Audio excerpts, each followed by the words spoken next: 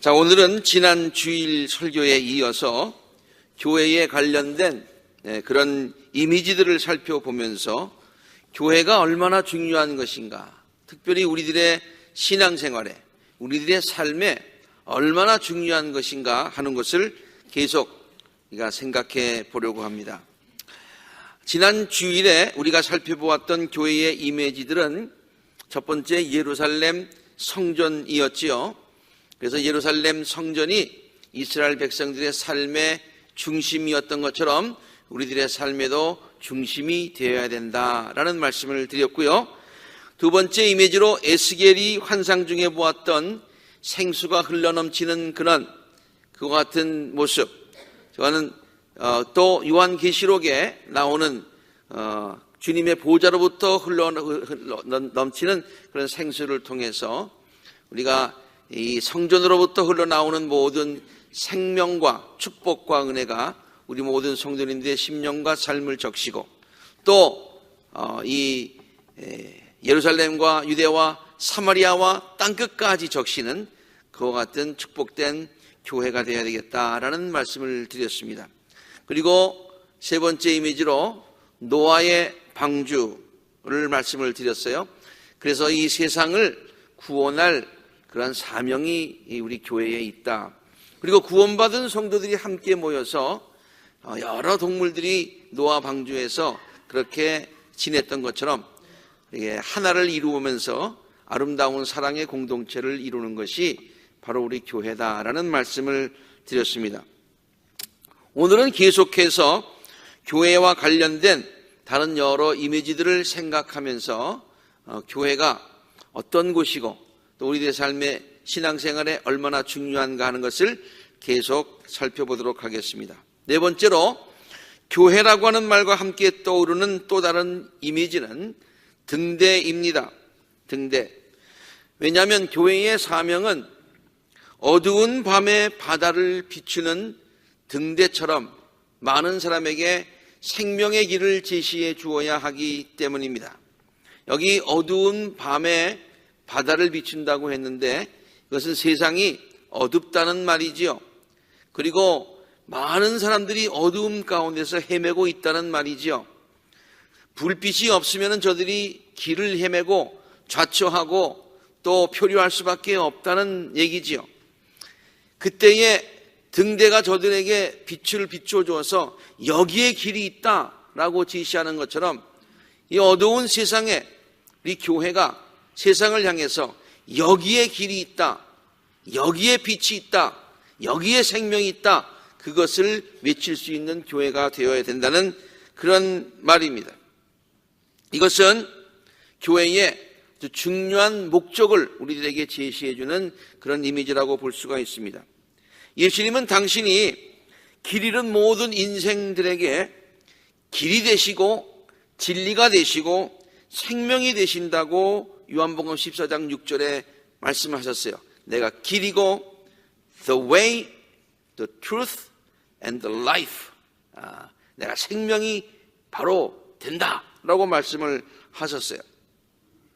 그리고 요한복음은 1장을 시작하면서 예수님이 어두운 세상에 빛으로 오셨다고 선포를 하면서 요한복음의 메시지를 증거를 하기 시작합니다. 예수님 자체가 빛이셔서 어두움을 비치시는 빛이시고 예수님이 길이 되시고 진리가 되시고 생명이 되시니까 예수님의 몸인 교회가 이 세상을 향해서 빛이 되어야 된다는 얘기예요. 그리고 예수님인 우리 몸인 교회가 저들에게 길과 진리와 생명이 되어야 된다는 얘기예요. 저들에게 길을 제시해 줄 수 있어야 된다는 그런 말씀이 되겠습니다. 우리 몸된 교회인 우리 교회가 어두운 바다에서 방황하는 많은 인생들에게 빛이 되시고 길과 진리와 생명이 되시는 예수님의 빛을 밝히 비추는 복된 교회가 되어지기를 간절히 바랍니다. 또 다섯 번째로 교회라는 말과 함께 떠오르는 중요한 이미지는 소금입니다. 소금에 관한 이야기를 우리 한 시간 설교를 할 수 있겠습니다만 간단하게 우리가 그 이미지를 한번 생각해 보면은요, 소금의 역할에 대해서 예수님께서는 다음과 같이 말씀해 주신 적이 있지요. 너희는 세상의 소금이다 그랬어요. 다시 말해서 소금이 필요하지 않은 사람은 없지요. 근데 세상이 소금이 필요한다 하는 거예요. 왜 소금이 필요한가요? 소금은요, 물론 맛을 내게 해주고 그 다음에 또 부패를 방지하고 그 다른 기능이 있습니다만 생명 그 자체일 수가 있어요. 소금이 없으면요, 사람이 생명을 부지하지 못합니다. 그러므로 소금이라고 하는 것은 우리에게 생명을 주는 것이, 그리고 맛을 주는 것이에요. 또 부패한 것을 막아주는 것이에요. 그래서 우리가 세상에 소금이 되어야 한다는 말입니다. 소금이 짠맛을 잃으면 무엇으로 그 짠맛을 되찾겠느냐? 짠맛을 잃게 되면은 소금은 아무 쓸데가 없어서 밖에 버려지고 다른 흙들처럼 그렇게 사람들에게 밟힐 뿐이다 라고 하면서 교회의 사명이 얼마나 중요함을 가르쳐 주셨고, 교회가 그 사명을 감당하지 못할 때 세상 사람들로부터 버림을 받고 무시를 당한다고 하는 경고의 말씀까지 겸해서 우리에게 말씀해 주신 적이 있습니다. 많은 사람들이 몸이 건조하게 살아가는데 교회가 저들에게 삶의 의미를 제공해 줘야 된다. 삶의 맛을 제공해 줘야 된다. 그래. 그것이 교회의 사명이라고 하는 것이죠. 또 세상은 부패하고 썩어져 갈 수밖에 없는데, 그러나 정의로운 사회를 만들기 위해서 교회가 저들에게 소금의 역할을 감당해야 된다는 그런 말이에요. 이 사명 감당하지 못하면 우리도 맛을 잃어가고 우리도 썩어가게 되면 다른 사람들로부터 무시를 당하고 조롱을 당하고 그리고 밟히우게 된다, 그런 말이에요. 우리 교회가 본래의 소금의 사명을 잘 감당해서 저들에게 생명을 주고 맛을 주고 삶의 의미를 주고 그리고 정의로운 사회 실현을 위한 앞장설 수 있는 그와 같은 귀한 교회가 되어지기를 간절히 바랍니다. 교회라는 말과 함께 떠올려지는 또 하나의 중요한 이미지는요, 사막의 오아시스입니다. 우리의 삶이 사막과 같다는 그런 말입니다. 몸이 건조하다는 말입니다. 물을 찾을래야 물을 찾을 수 없다는 말입니다. 그러나 교회가 이 사막과 같은 삶에 생명을 제공해주는, 쉼을 제공해주는 그러한 공간이, 그런 장소가 되어야 한다는 말이죠. 특별히 사막과 같은 이민 생활을 살아가는 우리들에게 교회는 정말 오아시스와 같은 곳입니다. 지난 주일에 우리 교회에서 전국 총회가 모여서 많은 목사님들이 이곳에 모였었어요. 그래서 첫날 설교를 하신 김웅민 목사님께서 이런 설교를 하면서 할 때 많은 감동을 받았어요. 1903년에 우리 나라 사람들이 하와이에 이제 사탕수수 농장으로 일을 하러 와서 얼마나 많은 고생을 했습니까? 근데 그 초기 이민자들이, 노동자들이 대개 한국의 인천에 있는 내리교회 출신들이라서 많은 사람들이 이미 기독교인들이었어요. 그래서 사탕수수 농장에 있으면서도 맨 처음에 만들었던 것이 저들이 모여서 항상 기도하는 믿음의 교회를, 공동체를 만들었어요. 그것이 나중에 첫 번째 교회가 됐고, 그것이 감리교였고, 그 지금 그리스도연합 감리교 하와이에 있는 그 교회인데, 그 교회를 오랫동안 12년 년 동안 목회를 하시면서 그 교회의 역사를 이렇게 쭉 돌이켜 보면서요, 그 교회 역사를 보면서 이런 그 자료들을 찾게 되었다는 거예요. 많은 사람들이 굉장히 사탕수수 농장에서 고통을 당하고 어려웠는데 저녁 때만 되면은 피곤한 몸인데도 불구하고 그 교회 터에 모였다는 거예요. 모여가지고 함께 기도하고 울고 서로 위로하고 격려하고, 그래서 새 힘을 얻고 그리고 또 그 다음 하루를 또 시작을 했다는 거예요. 그래서 목사님이 새벽 기도할 때마다 그 자리에 있으면서 그 역사를 생각해 보면서 이곳에 많은 사람들이 모여서 정말 울었던 곳, 눈물이 있었던 곳, 정말 그 피와 땀이 있었던 곳이구나라고 생각하면서 많은 그런 그 감동을 받았다는 그런 말씀을 한 적이 있습니다. 교회가 그런 곳입니다. 정말로 힘든 그 당시 사람들에게, 사막과 같은 사람들에게 오아시스와 같은 새 힘을 공급하는, 위로하고 평안을 주는 그와 같은 장소였던 것입니다. 지금 우리가 뭐 사탕수수 농장에서 일을 하고 있지는 않지만은 우리의 삶도 정도의 차이는 있고 내용의 차이는 있을지 모르지만 그래도 우리 인생을 사막과 같다고 표현하고 있습니다. 그렇게 삭막한 곳에서 살다가 늘 이곳에 와서 쉼을 얻고 위로를 얻고 평안을 얻고 새 힘을 얻는 오아시스와 같은 장소가 되어야 된다고 생각합니다. 이곳에서 항상 형제자매들이 사랑과 친교를 나누고 기쁨을 함께 나누고 고통도 함께 나누고 기도의 제목도 함께 나누고 서로의 힘과 정성을 모아서 하나님께 영광 돌리고 하나님께 영광 돌리는 삶을 통해서 우리들의 기쁨과 또한 의미와 보람과 축복을 맛보는 우리 모든 복된 성도님들이 되시고 우리 교회가 그러한 교회가 되어지기를 간절히 바랍니다. 7번째, 교회라는 말과 함께 제 머리에 떠올려지는 또 하나의 이미지는 마을에 있는 중간에 있는 공동 우물입니다. 마을의 중간에 있는 공동 우물.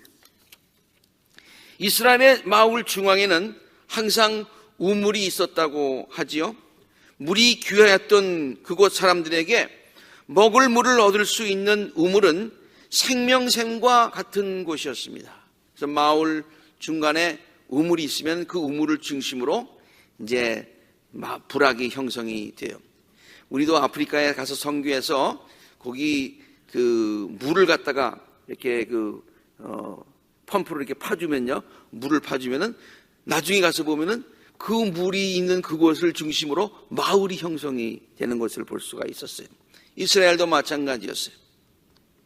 그래서 그 우물물은 저들에게 그 생명의 공급처가 되었습니다. 모든 사람들이 그래서 그 우물을 매우 귀중하게 생각하며 아꼈지요. 그것은 너무 당연한 것 아니겠습니까? 아무도 함부로 그 우물을 더럽혀서는 안 되었습니다. 그 우물은 한 개인의 전유물이 아니라 모든 마을 사람들의 것이었기 때문이죠. 굉장히 중요한 물이에요. 혼자의 것이, 내 것이 아니에요. 마을 사람들이 전체 먹어야 되는 물이에요. 그러므로 그 물은 깨끗해야 되는 거예요. 아무도 와서 그 물에다가 그 물을 오염시켜서는, 더럽혀서는 안 되는 거예요. 우리 제단이 모든 사람들에게 깨끗한 생명의 샘물을 충분하게 나누어 줄 수 있는 복된 제단이 되어지기를 간절히 바랍니다. 은혜와 축복의 이 샘물을 잘 보존하고 갖고 와서 우리들의 자손들도 대대로 이곳에서 하나님의 축복과 은혜를 충만히 받게 되기를 간절히 바랍니다. 구약에 보면은요, 야곱의 우물 그랬어요. 사무리아 여인이 그랬잖아요. 야곱의 우물. 우리 조상 야곱이, 그러니까 그 우물이 잘 보존되어서 대대로 그 우물이 전달되었다. 그런 말이에요. 우리 이 제단에도 이 생명의 우물이, 우리들에게 모든 공동의 우물이 있는데 이 우물을 깨끗하게 잘 보존하고 잘 관리하여서 우리뿐만이 아니라 우리의 자손들, 제너레이션 투 제너레이션, 이 귀한 우물을 계속해서 이어줄 수 있는 복된 제단이 되어줄 수 있기를 간절히 바라요. 샘터가 언제나 깨끗해야 모든 사람들이 그곳에서 맑은 생수를 얻을 수 있듯이, 그러므로 교회는 깨끗하다는 얘기가 뭐예요? 평화롭다는 그런 얘기예요. 평화롭다는 얘기예요. 그래서 모여서 하나님의 은혜를 마음껏 가져갈 수 있는, 퍼갈 수 있는 그 같은 깨끗한 평화로운 곳이 되어야 된다는 얘기예요. 그러므로 교회는 사랑으로 하나가 되어야 합니다. 갈등과 분쟁이 있으면 안 됩니다. 갈등과 분쟁은 샘터에 물을 흐려놓기 때문입니다. 그렇게 되면 아무도 그 샘터에서 생수를 구할 수 없게 됩니다. 여러분, 그렇잖아요. 교회가 만약에 어지럽다고 생각해 보세요. 그런 마음의 평안을 얻고 생수를 얻기 위해서 왔는데 와서 그 생수를 얻기보다는 더러운 물을 얻을 수밖에 없어요. 그러면은 더 마음 가운데 갈등과 고민을 안고 또 돌아가게 되는 거예요. 그러므로 이 우물은 정말로 깨끗한 우물로 유지해야 되는 거예요. 그러므로 서로 참아야 됩니다. 서로를 존중해 주어야 됩니다. 때로는 참기 힘들어도 참아야 합니다. 서로를 이해해 주고 사랑으로 용납해 주어야 됩니다. 그리고 이 우물은 나의 것이 아니에요. 이 교회가 내 게 아니에요. 네. 하나님의 것이고 우리 모두에게 모두가 귀중히 보관하는 유지해야 되는 그와 같은 곳임을 우리가 알아야 되는 것이죠. 정말로 감사하게도 성령께서 우리 교회의 샘터를 우물을 깨끗하게 정결하게 만들어 주심에 감사를 드립니다. 누구든지 이곳에 와서 계속하여 깨끗한 생수를 마음껏 얻을 수 있게 되기를 바랍니다.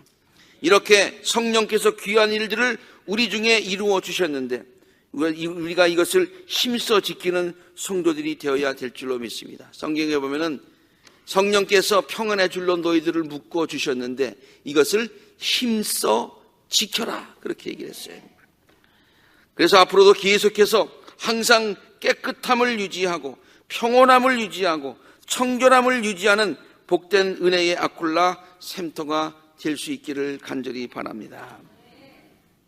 8번째로 교회라는 말과 연결되어서 생각할 수 있는 또 하나의 이미지는 훈련소입니다. 훈련소. 부모 형제 너를 믿고 단잠을 이룬다. 어이 돌 뭐 이렇게 지금 훈련소 모습인데요. 성도들은 신앙이 훈련장인 교회에서 신앙의 훈련을 받는 거예요. 네. 우리가 이곳에 와서 신앙의 훈련을 받는다 그런 얘기예요. 어떤 훈련을 받나요? 기도의 훈련도 받고요, 말씀의 훈련도 받고요, 봉사하는 훈련도 받습니다. 그래서 참 제자가 되어지는 것입니다. 그리고 세상에 나와서 사탄의 세력과 악의 세력과 싸워 이기는 그리스도의 군사가 된다. 그러냐, 군사가 된다. 군사는요, 싸워서 이기는 용맹스러운 그런 훈련된 군사가 되어야 되는 것이죠. 여러분들 이렇게 맨 처음에 군대 간다고 그래가지고 막바로 자대로 배치받는 것 아니에요. 꼭 훈련소를 거쳐야 되는 것이죠. 마찬가지로 우리가 이곳에서 세상에 나가서 그리스도의 군사로 우리가 세상을 이기며 승리하며 살아가기 위해서는 우리가 잘 훈련된 군사가 되어야 되는데 이걸 어디서 시키느냐? 교회에서 시킨다 그런 얘기예요. 예수 그리스도의 참 제자는 디사이플들은 이러한 신앙의 디스플린을 통해서 훈련을 통해서 길러지기 때문입니다. 우리 연합감리교회의 교리와 장정에 보면은요, 교회의 중요한 사명 가운데 이렇게 썼어요. 교회는 disciple making church가 되어야 된다고 그랬어요. 제자를 만드는 교회가 되어야 된다. 그 제자는 어떻게 만들어지는 거예요? 훈련을 통해서 만들어지는 건데 그 훈련은 어디서 이루어지는 거예요? 처치에서 이루어진다 그런 말입니다. 우리 교회에 나오는 모든 분들은 이렇게 훈련을 신앙의 훈련을 잘 받아서 그리스도의 정병들이 되시는, 그래서 세상에 나가서 모든 것을 싸워서 시련도 이기고 유혹도 이기고 모든 어려움을 다 이길 수 있는 그와 같은 정병들이 되시기를 주의 이름으로 축원합니다. 마지막으로 그러니까 영어 표현이 생각이 나네요. 마지막이라고 그래서 저 중요성이 마지막이 아니라 그 중요성에 있어서는 아주 굉장히 똑같다. Last but not the least 그런 말을 쓰는데요. 마찬가지.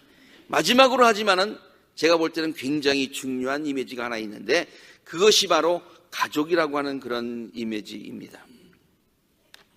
가족.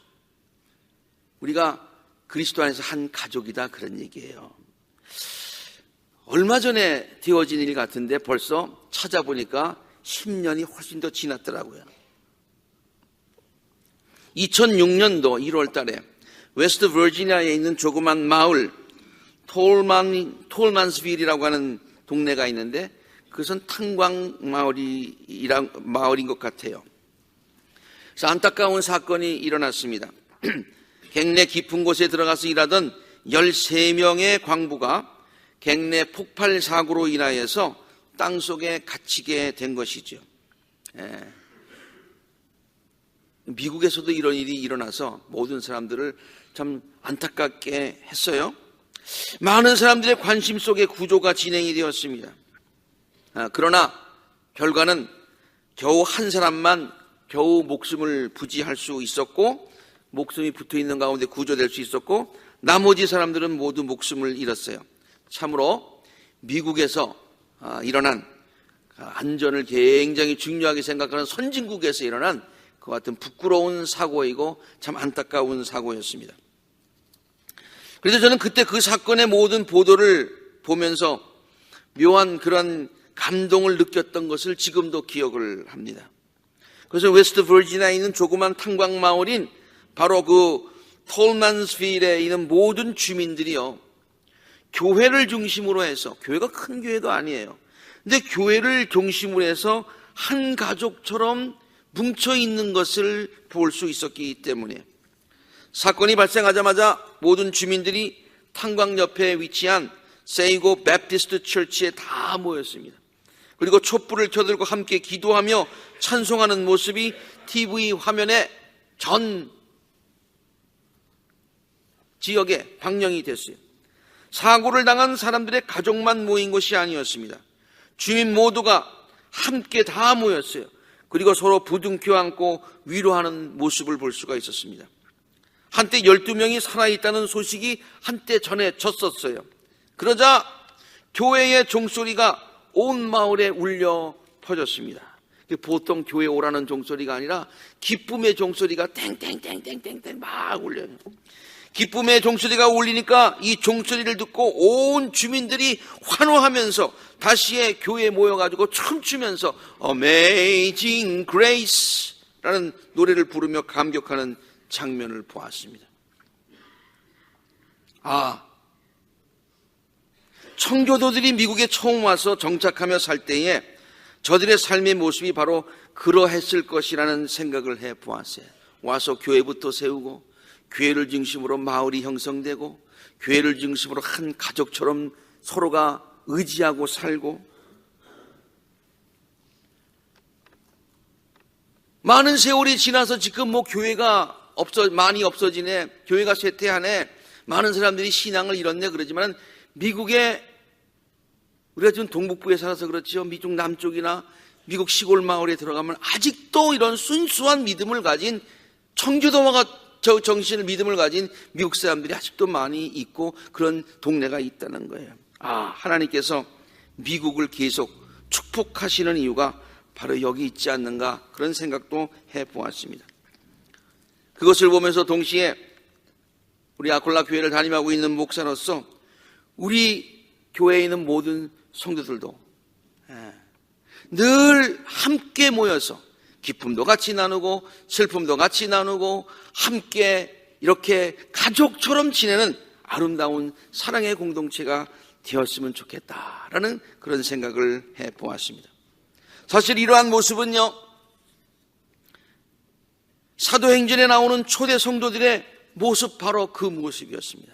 이것이 바로 초대교회의 본래의 모습이었습니다. 초대교회의 본래 모습은 가족의 모습이었습니다. 사도행전은 교회를 중심으로 저들이 어떠한 삶을 살았는가 다음과 같이 소개하고 있습니다. 사도들의 가르침에 몰두했고요, 훈련장과 같죠, 그렇죠? 서로 사귀는 일과 음식 먹는 일과 기도에 힘을 썼습니다. 믿는 사람들은 모두 함께 지내면서 모든 것을 공동으로 소유했고요, 재산과 소유물을 팔아서 모든 사람들에게 필요한 대로 나눠 가졌습니다. 모든 재산을 모아가지고 필요한 사람에게 주었어요. 필요한 사람이 썼어요. 여러분, 아버지가 돈을 벌었다고 해가지고 아버지만 씁니까? 부모가 돈을 벌었는데 자녀가 더 많이 쓰잖아요. 이게 가족이잖아요. 그게 마찬가지였어요. 서로 그렇게 필요한 대로 나눠 쓰고요. 날마다 한 마음으로 성전에 열심히 모였고요. 집마다 빵을 떼면서 순수한 마음으로 기쁘게 음식을 먹고 하나님을 찬양하였습니다. 그래서 그들은 모든 사람들에게 호감을 샀다는데 모든 세상 사람들이 바라볼 때 부러워했다, 그런 말이에요. 주께서는 그래서 구원받은 사람들을 그곳에 더하여 주시고 더하여 주시고 더하여 주셨다. 저들이 나가서 전도해서 더하여진 게 아니라 저들이 한 가족처럼 지내니까 사람들이 부러워하고 오더라, 그런 얘기예요. 그렇다고 해서 우리 교회가 전도가 필요 없다는 얘기는 아니고요. 해야죠. 그러나 그보다 먼저 우리의 물을 깨끗하게 하면 다른 사람들이 그 물 마시러 오고요. 우리들이 가족처럼 똘똘 뭉쳐서 아름다운 사랑의 공동체를 이루면 사람들이 부러워서 찾아오는 거예요. 그래서 하나님께서 믿는 자들의 수를 더하여 주시는 결과가 되는 거다. 독일말을 배우기도 전에 고등학교 때 사회 시간에 배웠던 그 여러분들도 기억이 나실 겁니다. 독일의 사회학자 그 토니스라고 하는 사람이 사람들이 모인 공동체가 있는데 그 공동체는 두 가지로 분류할 수가 있다. 그것이 바로 혈연으로 피로 연결된 혈연 공동체라고 얘기하고 있는 게마인샤프트라고 하는 것과 이익을 중심으로 해서 사람들이 모인 게젤샤프트라고 하는 것이 있다. 그 시험에 굉장히 많이 나와가지고 독일어 알기도 전에 게마인샤프트, 게젤샤프트 이 어려운 단어를 먼저 알게 되었던 것 같아요. 게마인샤프트라고 하는 건 혈연 공동체의 가장 대표적인 것은 그때도 배웠을 때 가족이라고 하는 것이었어요. 그러니까 피로 서로가 연결된 그와 같은 가족. 가정은요, 그래서 기쁜 일도 함께 나누고 슬픈 일도 함께 나누는 그와 같은 공동체이죠. 같은 식구여 친지라는 이유 이외에 사랑해야 될 다른 이유를 찾지 않아도 되는 공동체. 그냥 식구니까 무조건 용서해주고 무조건 받아주고 무조건 사랑하는 공동체. 그것이 게마인샤프트예요. 그러면 교회는 게젤샤프트입니까? 게마인샤프트입니까? 교회는 게마인샤프트라고 볼 수 있어요. 그건 혈연 공동체잖아요. 우리가 무슨 전부 다 혈연 공동체입니까? 우리 다 성씨도 다르고 다 다르잖아요. 아닙니다. 영적으로 봐서는 우리는 혈연 공동체입니다. 왜냐? 우리들은 예수 그리스도의 몸과 피를 함께 나눈 형제요 자매이기 때문에 예수 그리스도의 몸과 피를 함께 나눈 그와 같은 공동체다, 그런 얘기예요. 그리고 우리가 함께 떡을 뗄 때에 예수 그리스도의 몸을 함께 뗍니다. 이걸 갖다가 우리 한국 사람들은 옛날에 신학교에서 배울 때 그걸 밥상 공동체다 그렇게 얘기까지 했어요. 예수 그리스도의 몸을 함께 나누는 그 같은 공동체다. 그래서 우리는 다음과 같은 찬송을 부르지 않습니까? 사랑하는 주님 앞에 형제 자매 한 자리에. 요새는 형제 자매라고 부르면은 남성 중심의 사람이 된다고 그래서요. 또 자매 형제 또 이렇게 부르잖아요. Sisters and brothers 이렇게 부르는. 아무튼 순서야 어떻든 간에 형제 자매 brothers and sisters in Christ 우리가 함께 모였다는 얘기예요. 사랑하는 주님 예수 같은 주님으로 섬기고 한 피바다 한 몸을 이룬 형제요 친구들이다. 한 몸같이 그러므로 친밀하고 마음조차 하나가 되어야 되고 우리 주님 크신 뜻을 지성으로 함께 감당하는 그 같은 공동체다, 그런 말이에요. 가정은 우리들의 삶의 중심입니다. 가정이 없는 사람은 삶의 중심을 잃어버리게 됩니다. 그래서 방황하게 되지요. 마찬가지입니다. 교회도 가정과 같은 공동체입니다. 믿음의 공동체요, 사랑의 공동체요, 돌봄의 공동체요, 함께 사명을 감당하는 공동체이지요. 바울이 에베소 교인들에게 가르쳐 주었듯이 교회는 그리스도 안에서 한 형제 자매된 성도들이 함께 믿음을 키워가는 곳이라고 하는 것입니다. 우리가 오늘 함께 읽은 본문의 말씀의 뜻이 바로 이것입니다. 형제자매 여러분, 우리들은 사도와 예언자의 터 위에 세워진 건물입니다. 하나님의 말씀에 의해서 세워진 건물입니다. 예수 그리스도가 그 모퉁이 돌이 되십니다. 그리고 우리는 그리스도 안에서 건물 전체가 서로 연결되어 있듯이, 그래서 연결되어서 성전을 이루어가듯이 우리는 전부 다 주 안에서 사랑으로 연결되어 있는 것입니다. We are all connected to each other. 다 서로 연결되어 있는 거예요. 그래서 함께 지어져 간다. 그러므로 교회 생활을 하면서 서로 사랑해야 됩니다. 서로 겸손한 마음으로 섬겨야 합니다. 기쁨과 슬픔을 함께 나눌 수 있어야 됩니다. 제가 일부러 슬픔과 기쁨을 함께 나눈다는 말 대신에 순서를 바꿔서 기쁨과 슬픔을 함께 나누자는 그 뜻이 있어요. 보통 보면은요, 슬픔은 서로 잘 나누더라고요. 슬픈 일이 있을 때는 정말 위로하고 그렇게 다 해요. 교회가 그렇죠. 그런데 that's not enough. 정말 사랑의 공동체가 되려면요, 슬픔을 나누는 것은 그건 기본이고 기쁨도 함께 나눌 수 있어야 돼. 기쁨도 함께. 남이 잘 되면 축복해 줄 수 있고 나도 기뻐해야 되는 거예요. 나도 기뻐해야 되는 거예요. 남이 슬픔을 당하면 위로는 해주는데 남이 잘 되면 배가 아프다. 그건 안 되는 거예요. 우리 교회 모든 성들은 서로가 슬픔도 나누지만은 그것보다 서로가 더 기쁨을 함께 나누는, 서로를 축복해주는, 서로 셀레브레이트 해주는, 함께 기뻐하는 그와 같은 아름다운 공동체가 되어지기를 간절히 바랍니다. 빌립보서 2장 2절에서 4절에 있는 말씀이 바로 그 말씀이에요. 서로 슬픔과 기쁨을 함께 나누는 공동체. 자, 함께 같이 읽을까요? 우리 교회를 생각하면서 시작. 여러분은 같은 생각을 품고 같은 사랑을 가지고 뜻을 합하고 한 마음이 되어 나의 기쁨이 넘치게 해 주십시오. 어떤 일을 하든지 다툼이나 허용으로 하지 말고 겸손한 마음으로 하고 서로 자기보다 남을 낮게 여기십시오. 잠깐, 서로 자기보다 남을 어떻게 여기라고요? 낮게, 이렇게 낮게 여기라고요. 시옷하라고요. 지긋하면 어떻게 됩니까? 이렇게 되는 거예요. 이렇게 하면 안 돼요. 낮게 여기라. 시작. 또한 계속 시작. 또한 여러분은 자기 일만 돌보지 말고 서로 다른 사람들의 일도 돌보아 주어야 합니다. 이것이 교회입니다. 우린 지금까지 교회와 함께 떠올려지는 이미지들을 함께 살펴보면서 교회가 우리들의 삶에 얼마나 중요한 위치를 차지하고 있는가 함께 생각해 보았습니다. 그리고 중요하기 때문에 우리가 그것을 소중하게 여기면서 우리가 교회 생활을 잘해야 된다라는 그런 말씀을 드렸습니다. 간절히 바라기는 예루살렘 성전이 이스라엘 백성들의 삶의 중심이었듯이 우리 교회가 우리 모든 성도들의 삶의 중심이 되어줄 수 있기를 바랍니다.